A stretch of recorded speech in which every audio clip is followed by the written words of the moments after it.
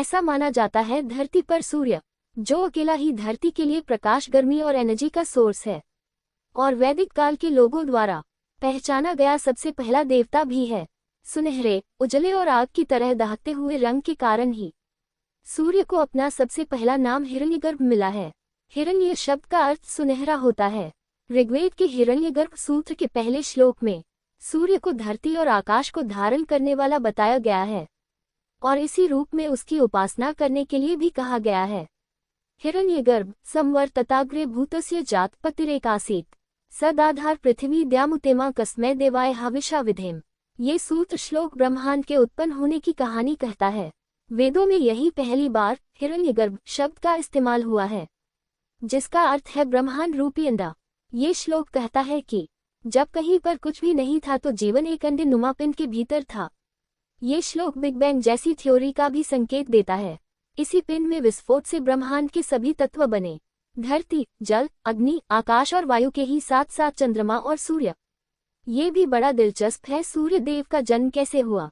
मान्यताओं के अनुसार सूर्य का जन्म कैसे हुआ, इस सवाल का जवाब विष्णु पुराण के लिखे हुए एक घटनाक्रम से मिलता है। विष्णु पुराण की कथा कहती है कि जब कहीं कुछ था ही नहीं, तब उस विराट पुरुष, पुराणों में भगवान विष्णु को पहले विराट पुरुष कहा गया है, उनकी इच्छा से दूध जैसा सफेद एक सागर बना। उस क्षीर सागर में पीपल का पत्ता बना और इसी पत्ते पर एक शिशु लेटा हुआ दिखा।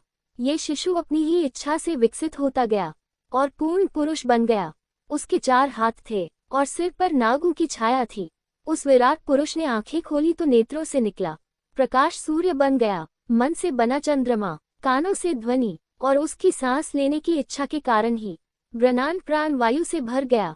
यजुर्वेद में इस पूरी प्रक्रिया का वर्णन इस श्लोक में हुआ है। चंद्रमा मनसो जातश्चक्षो सूर्यो अजायत श्रोत्राद्वायुश्च प्राणश्च हृदयत सर्वमिदं जायते। भाव उस विराट पुरुष के मन से चंद्रमा, चक्षु आंखों से सूर्य, श्रोत्र से वायु तथा प्राण और हृदय से यह संपूर्ण जगत उत्पन्न हुआ। क्यों कहे जाते हैं सूर्य नारायण? भगवान विष्णु की आंखों से उत्पन्न होने के कारण ही सूर्यदेव उनके ही नाम नारायण से जाने जाते हैं। इसीलिए संसार में उन्हें सूर्य नारायण कहा जाता है। ये भी कहते हैं कि सूर्य को नमस्कार करना, उसकी पूजा करना असल में भगवान विष्णु की ही पूजा उपासना है।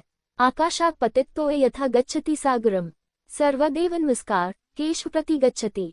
आकाश से गिरा हुआ जल जिस तरह सागर में ही जाता है, सभी देवताओं को किया गया नमस्कार केशव यानी नारायण को ही पहुंचता है।